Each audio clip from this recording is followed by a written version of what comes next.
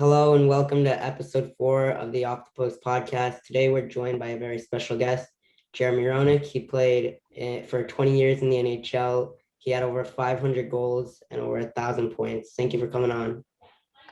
Sure, Noah. What's going on, pal? Nothing much. How's it going with you? It's just another day in paradise. Love joining you guys' show. Let's start it off here with early childhood and growing up in Boston. What led you to the game of hockey, if you can remember back to your early days? And did the Boston Bruins play any part in your childhood with hockey? No, they didn't, to tell you the truth. And it was kind of weird. I started playing when I was 3.5, and 3.5, 4 years old in Connecticut. Actually, I was living in Connecticut at the time, and my family, we lived in an apartment building. And in the unit next door to us, there was a little kid that I used to play with. Obviously, when you're in an apartment building, you got to find kids to play with. And my mom and his mom were friends. And one day, his mom came over to my mom and said, "I'm gonna put little Johnny into hockey, and will Jeremy come and keep him company, because he'll probably like it more if he has a friend to go with." So my mom said, "Sure." So they went out and got me the little double runner skates and a football helmet and all that stuff, and put me on the ice in this learn to skate program with my little friend from next door. And I didn't want to come off the ice. And, so I can thank my next door neighbors in my apartment complex for getting me hooked onto hockey, because I loved it right from the beginning. I don't know where he ever went with it or if he continued to play, but I ended up loving it. So it was just to keep a playmate, play friend happy. I mean, that's really interesting. A lot of kids, if you get involved at that young age, 3 years old, and you instantly fell in love with it, you had so much time to progress, and eventually, got your skills there and stuff. That's great to hear. Well, I think everybody gravitates to something, right? Everybody likes something, and sometimes it shows its face in different forms. I happened to get on the ice and had a good experience. Some kids get on the ice and their feet hurt. Some kids get on the ice, they don't like the cold. Some kids get on the ice and they fall. I obviously had traits and a situation where I got on the ice and I just loved it. If I didn't fall very often. I liked the difference between skating and walking, and I just gravitated to it. So I was one of the lucky ones, I guess. When you were younger, you joined a travel team in New Jersey, and you had to take a plane every day to the practice and games. What was that like, being so young and having to travel? It was crazy. Well, it happened because, first of all, I went down to Virginia for my dad's work. So Virginia was, at the time in the early 80s, was not really the best hockey environment to be a part of. Only very few leagues, couple teams here and there. So we built that organization, what at the time was called the Washington Metros, and turned into the Junior Capitals in the 3 years that we were there. But the third year, I got an invite from a team up in New Jersey that felt that they had a good enough team that could make a run for the national championship. Now, this was called the New Jersey Rockets, and New Jersey Rockets were in our same division, right? So we would have to drive from Virginia, Washington, D.C. area up to all different parts of New York and Massachusetts and New Jersey to play games. Well, this team was so good, I decided to make that jump. And every Friday, my mom would pick me up at school at about 1:00 in the afternoon, would take me to the airport, would put me on a People's Express plane by myself. I believe I was 13 at the time, and I would fly up to New Jersey, and I would get picked up by one of the parents of my teammates, and I would stay with them for the weekend. And I did that for pretty much 8 months, and I'd fly back. Whether I'd play games, 2 games Saturday, 2 games Sunday, or whether we would travel, whatever we would do. And then I'd be back home Monday morning to go back to school and do it all over again. And we ended up winning not just one national championship, but 2 national championships, which was pretty awesome. Was Tony Amonte on that team? No, Tony Amonte was actually he was on my high school team at Thayer Academy. But my year, Bantam, that we won our national championship, I was playing with Tony Amonte at Thayer at school, and I would leave school to go play in my Bantam championships, and I would come back to school and play for my high school team. So I was playing with Tony Amonte at the time, but not on the same team. Wow, that's great to hear, especially back with the travel. I mean, that got you used to traveling at a young age, especially when you got to the NHL. But let's skip past Thayer Academy and get to the NHL Draft, where the Chicago Blackhawks drafted you 8th overall. What was that feeling like, and what was your draft experience like overall? It was pretty awesome, and it was kind of a lot of funny little situations that happened. To go to a draft, number one is a dream come true. To be a part of that, to the expectation of being picked into the NHL is always a dream. I never thought that I would go to get to this point, because I was a high school kid, U.S. high school, and back in the '80s, the National Hockey League didn't have. They really didn't draft kids out of high school, U.S. kids, especially kids that weighed 155 pounds like I was. That usually high school kids would be more like 5th round, 6th round, 4th, 5th, 6th round.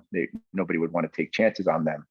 So for me to go 8th overall in the first round, weighing 150 pounds, being a high school American, was very, very rare and very unique. So for me, it was cool to have a team have that much faith and confidence in me.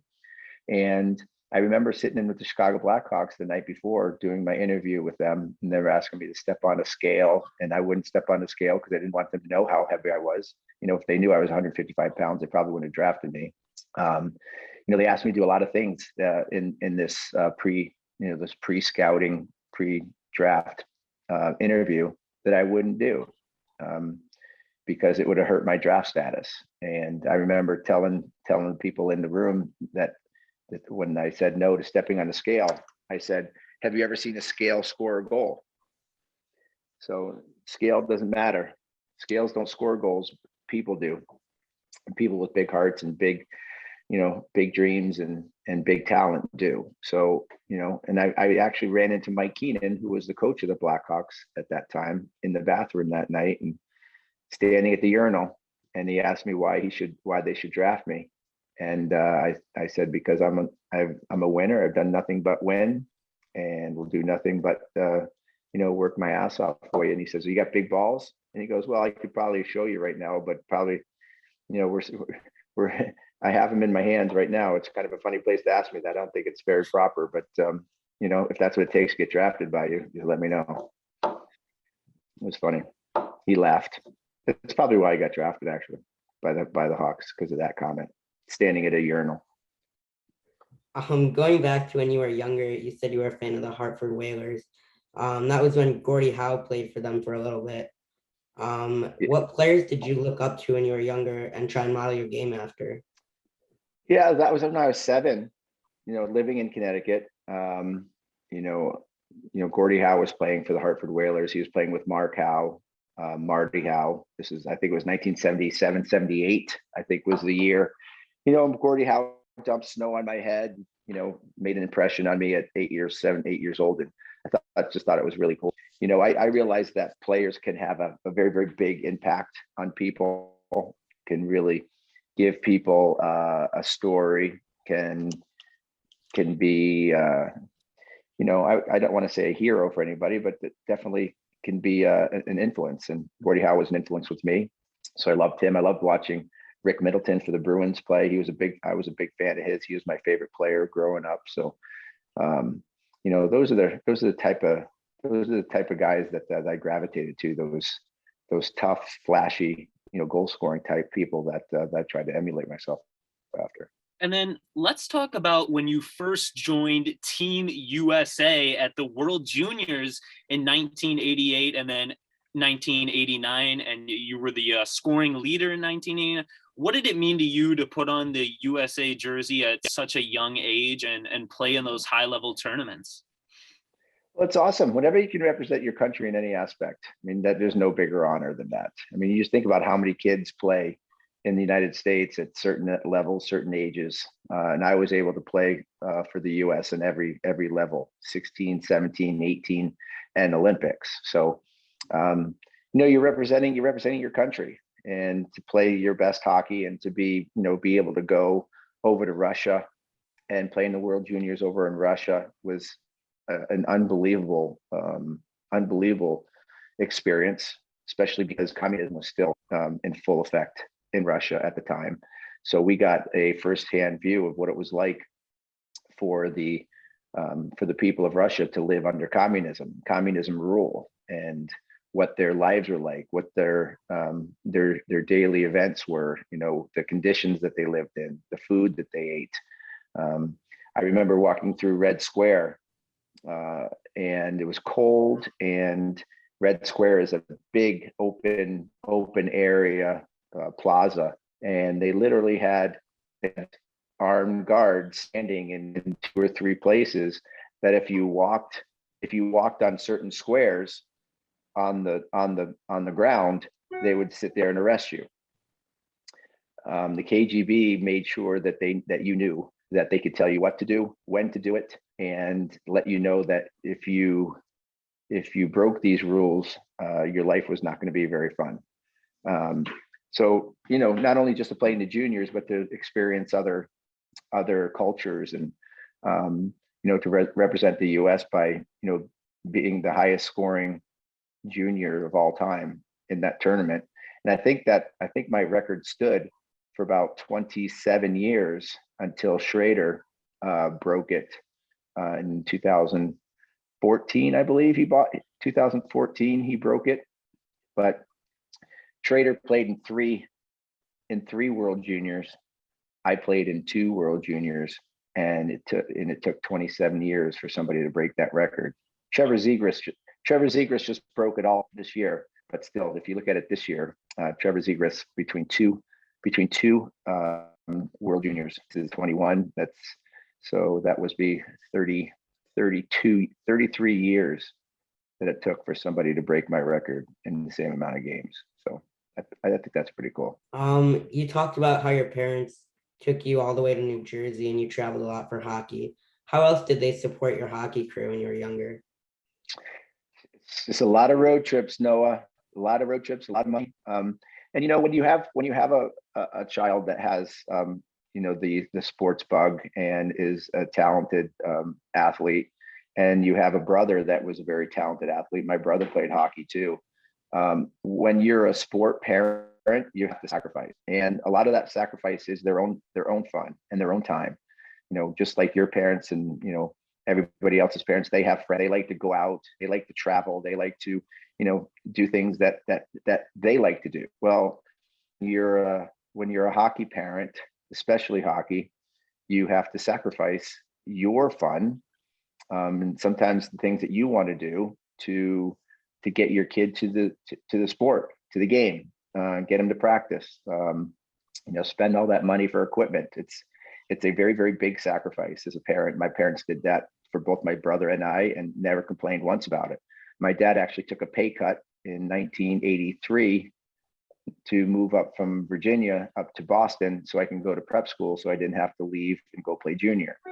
So, the sacrifices that that you make and the decisions that you make are all to help put your child in the best growing alley and the best situation possible moving forward. And my parents did that for me, and they did it for my brother. Moving on to your NHL career, today was actually the 27th anniversary of the last regular season game at the Chicago Stadium. What was that building like to play there? It was unreal. It was the most energetic, the loudest, it had the best energy than any building that you've ever seen. The anthem, when Wayne Messmer sang the anthem, the fans got up and screamed and yelled. Dirt would come flying off the ceiling because the building would shake.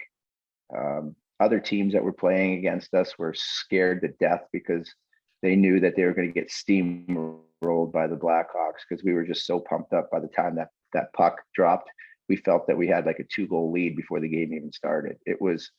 There'll never be a building as electric and as as loud as Chicago Stadium was. And then you ended up being traded to Arizona. How did it feel growing a small hockey town in Arizona? It was even though I didn't want to leave Chicago, it was probably one of the lowest points of my career, and probably the worst part of my career is getting that trade. But if they wanted to bury me in the place I didn't like, Arizona was the wrong place to choose.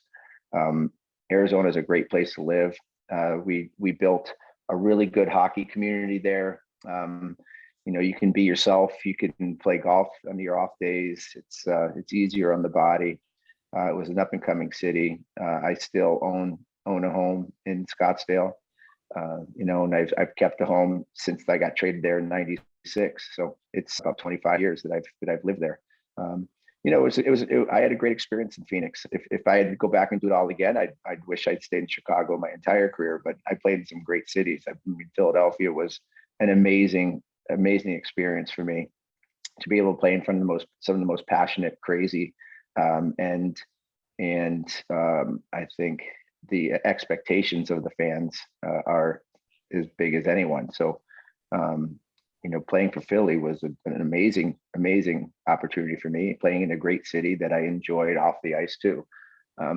Finishing in San Jose was awesome. So, I've played in some good cities. There's no question about it. But getting that first trade from Chicago was obviously the one that I probably would say was a low point. Yeah, and you had some great years with the Flyers.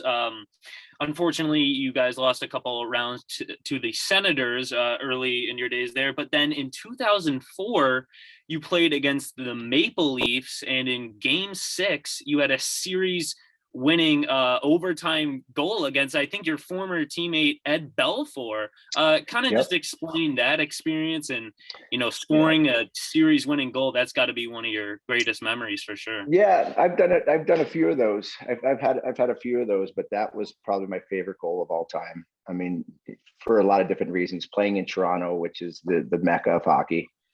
The fans are probably the most knowledgeable and most dedicated fans in all of hockey.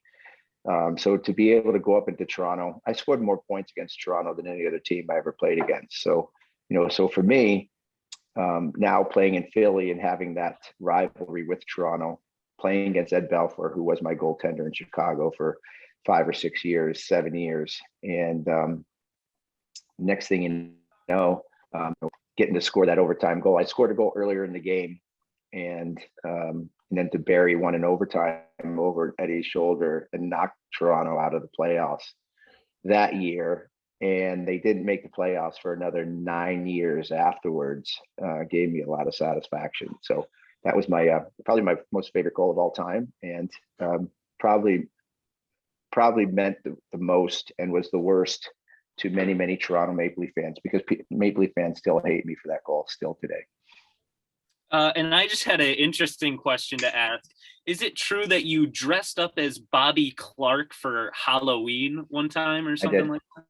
I did. It was Halloween. We had a game on Halloween night. And, a lot of people, I got a wig, long-haired wig. I wore a Bobby Clarke jersey, number 16.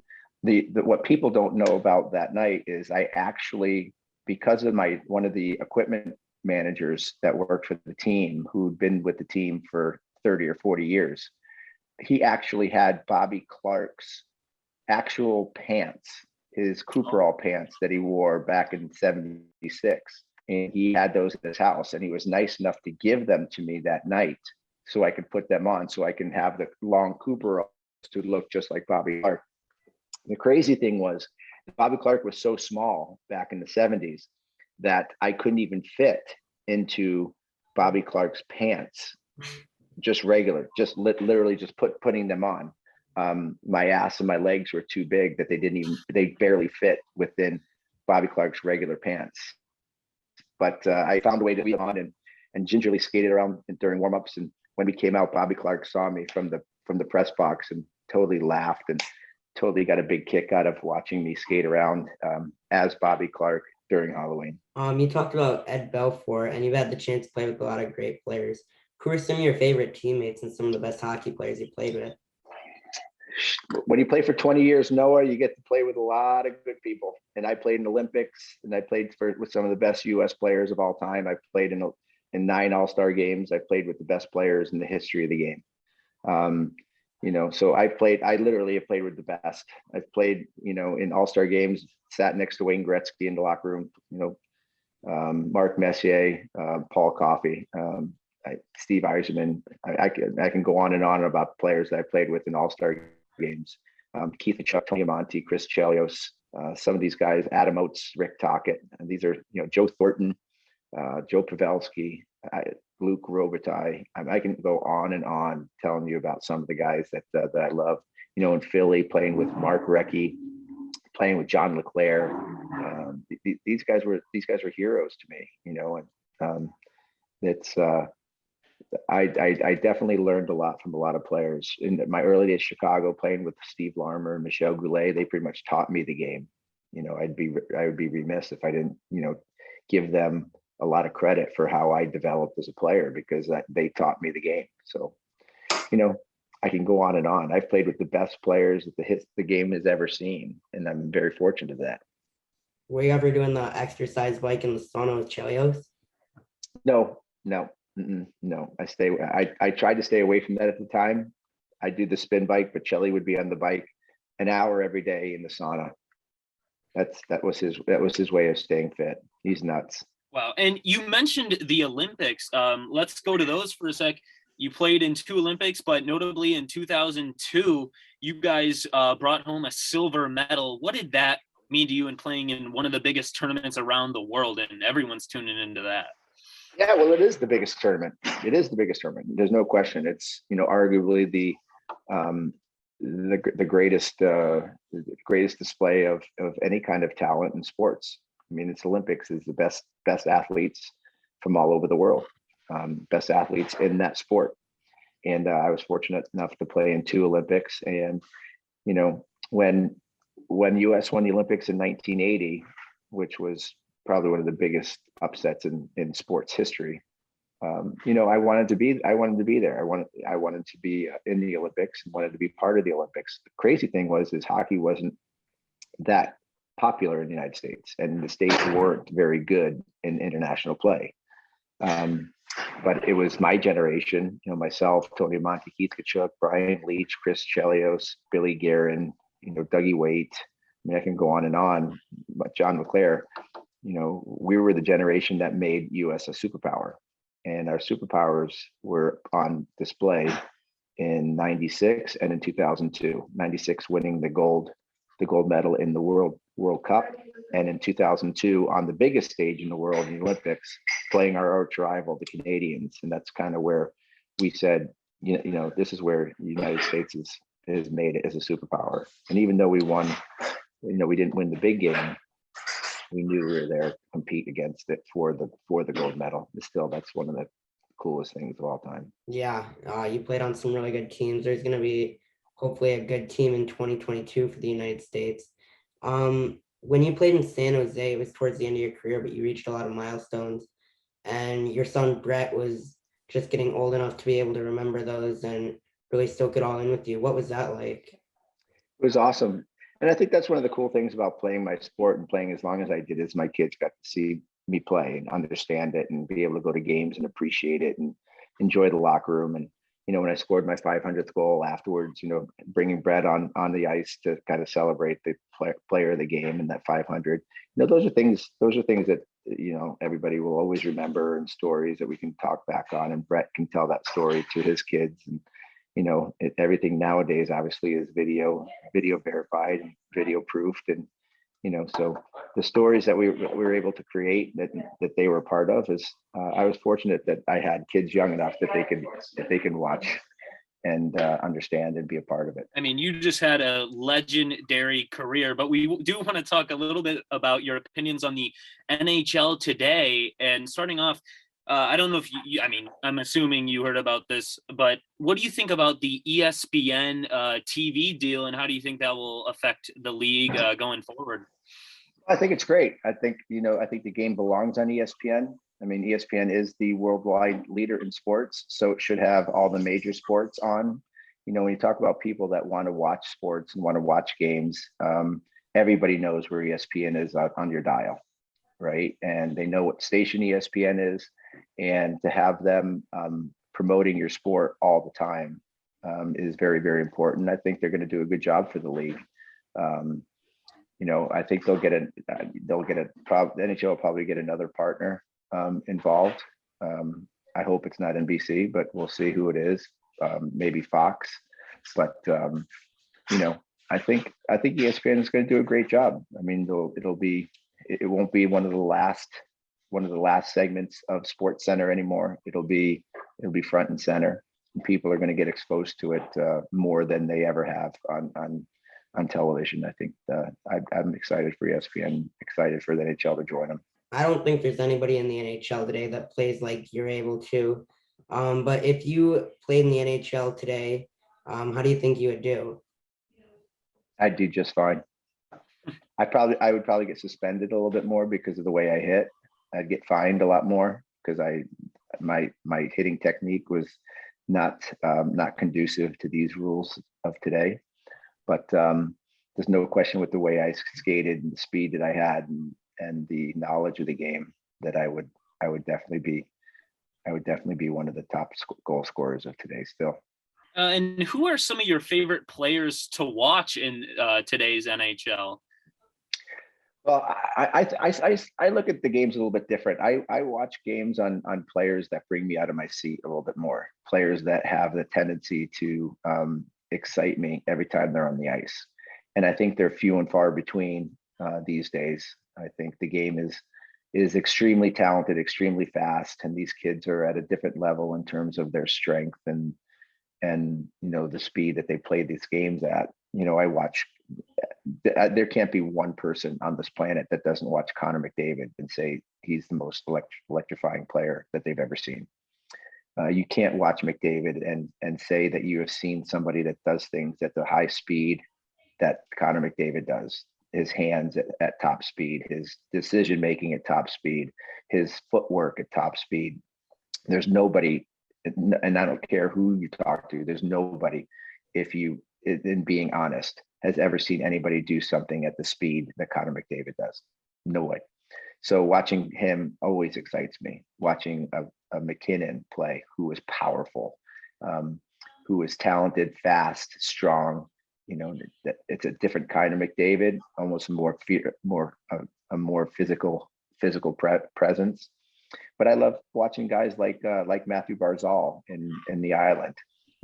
These guys are energy bunnies. They're energy players. Every time they're on the ice, they play the exact same way. And every time they're on the ice, something happens. They have an effect on the game. They have an effect on somebody watching them, or they make somebody better. Those are the type players that I really love to watch. The trade deadline just passed, and we know who's going for it all this year. But who do you think is going to win the Stanley Cup? So for me, I think it's going to be an amazing Stanley Cup. I think it's going to be. I love the divisions and how they're set up. But the way that they're set up, I don't see anybody beating Colorado coming out of that Honda division. Vegas is good and will give them a run, but I think Colorado is too strong in the 7-game series. And I think Tampa, with what Tampa has added, they added Big David Savard. They're stronger on defense, which is crazier. They're bigger and stronger, meaner on defense, and they already have the offense. I would have to say you're going to see Tampa and Colorado in the final. And you know how hard it is to compete, to repeat in sports. And I can't see anybody beating Colorado if they're playing their best hockey in the 7-game series. I can't see anybody beating them because they can play any style of game, physical, in your face, speed, talent, goal scoring, defense. They have every aspect of every position. So I don't see them losing. Actually, they can beat themselves, but we'll see what happens. That can happen also. All right. And do you want to tell us where we can find you, what you're doing right now? Yeah, well, you'd like to join my show on nofilter.net, which happens every Monday and Thursday at 5:30 Pacific time, 8:30 Eastern time. have a lot of fun just talking about the National Hockey League and talking about a lot of different things. I have another show that just started called Drop the Gloves, which is more of a hot topic lifestyle show with my buddy Dave Briggs, who I used to work with at NBC. And yeah, so it's definitely a lot of fun to watch. You've been on the show a few times. You've always rocked my guest list, and so you should make sure as many people as you can send it out there. We'd love to have more people put out their opinions and have some arguments, because that's always good too. All right. Well, thank you so much for coming on to our podcast, JR. You had a legendary career, so many years played in the league. Like you said, so many great people you met, and thank you for taking the time out of your day to do this. So thank you everyone for watching, and we'll see you in the coming weeks. Good job, boys.